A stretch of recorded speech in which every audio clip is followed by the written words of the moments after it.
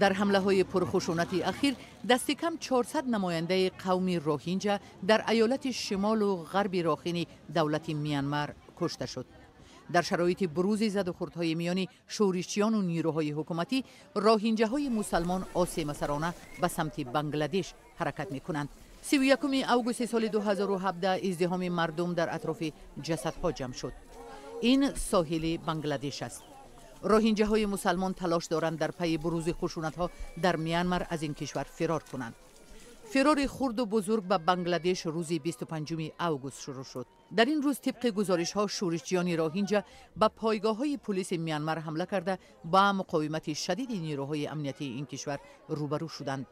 روهینجاها اقلیت مذهبی در کشوری اکثراً بتپرست بوده اخیراً مورد حمله قرار گرفتند. بتپرست‌ها ما را تیرباران می‌کنند، خانه‌های ما را می‌سوزانند و خود ما را هم نابود کردند. آنها شوهر مرا از تیر تفنگ کشتند. چندین سال است که شمال و غرب میانمار در یک حالت پر از مشکلات و خشونت‌زا به سر میبرد. سازمان ملل متحد ماه فوریه امسال ارتش میانمار را در قتل عام و تجاوز روهینجاها عیبدار کرد. حوادث اخیر توصیه فاجعه بار این تنش‌ها عنوان می شود.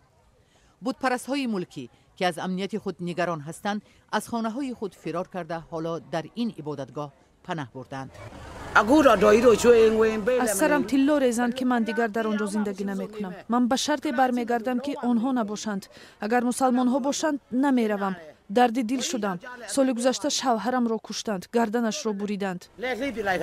تلویزیون دولتی میانمار ملاقات رهبر این کشور اون سان سوچی با سابق دبیر کل سازمان ملل متحد کوفی آنان را نمایش داد که همکنون مسئول نظارت بر حل این بحران تعیین شده است. برنده جایزه صلح نوبل اون سان سوچی بعد موقع غالباً بی‌طرفانه‌اش در رابطه با مشکلات مردم روهینجا مورد انتقاد قرار گرفت و این حالت به آبرویش لطمه زد.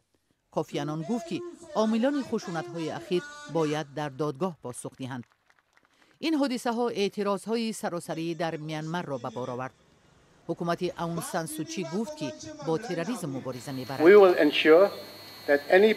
هر نفری که در اندیشه مبلغ گذاری نقشه سازی و همه گونه تلاش انجام عمل تروریستی می باشد به جوابگری کشیده می شود.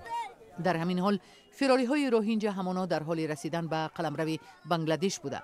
برخی گزارش ها می گویند که 10,000 نفر با فرار از خشونت های میانمار در بنگلادش پناه می جویند.